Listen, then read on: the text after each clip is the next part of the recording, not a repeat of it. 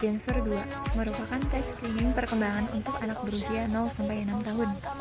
Merupakan hasil revisi utama standarisasi ulang dari Denver Development Screening Test, bukan merupakan tes IQ. Pemeriksaan Denver dilakukan dengan cara melakukan penilaian berdasarkan aspek perkembangan yang dibagi ke dalam 4 sektor. Yang pertama, perilaku sosial, kedua, gerakan motorik halus, ketiga, bahasa, dan yang terakhir, gerakan motorik kasar.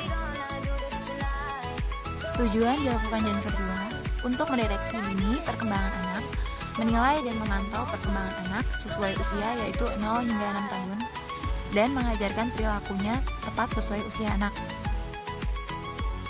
Contoh lembaran pengerjaan Denver 2. Petunjuk pengerjaan untuk melakukan beberapa item tugas yang dinilai dalam pemeriksaan Denver. Personal sosial. Yang pertama, coba anak agar tersenyum, berbicara, atau melambaikan tangan padanya. Jangan menyentuh anak. Yang kedua, tugas gosok gigi dengan bantuan. Orang tua dapat menolong menaruhkan sikat gigi dan menaruhkan odol pada sikat gigi. Yang ketiga, tugas berpakaian tanpa bantuan. Biarkan anak menarikan sepatu, memasang benik, resleting di belakangnya. Gerakan motorik halus. Yang keempat, tugas mengikuti ke garis tengah.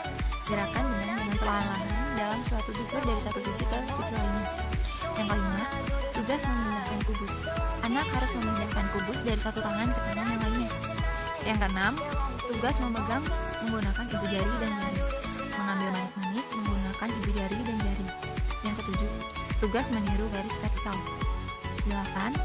Tugas menggoyangkan ibu jari.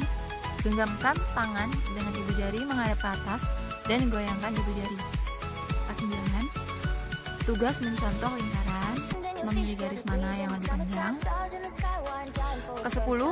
Tugas mencontoh persegi, biarkan anak meniru. Jika tidak dapat meniru, demonstrasikan. Sektor bahasa. Yang ke-11, tugas menilai kebunyi icik-icik. Taruh satu kubus di cangkir, kocok perlahan-lahan di dekat telinga anak, ulangi untuk telinga lainnya. Ke-12, tugas menunjuk beberapa gambar dan meminta anak menyebutkan masing-masing nama gambar tersebut. Gagal bila hanya suara. Ke-13, gunakan boneka. Katakan pada anak, tunjukkan hidung, mata, telinga, mulut, tangan, kaki, perut, dan rambut.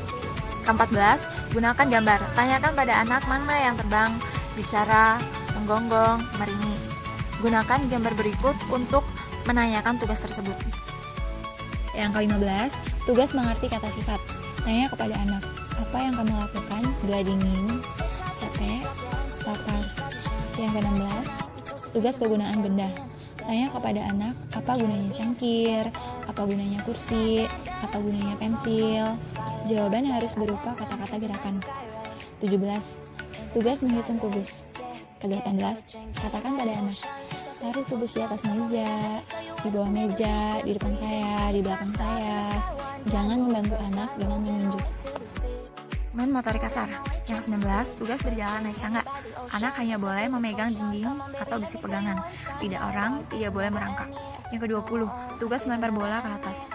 Ke-21, tugas loncat jauh. Anak harus melompat melampaui kurang lebih dari 22 cm. Yang ke-22, tugas berjalan tumit. Suruh anak berjalan ke depan. Tumit berjarak kurang lebih 2,5 cm dari ibu jari kaki.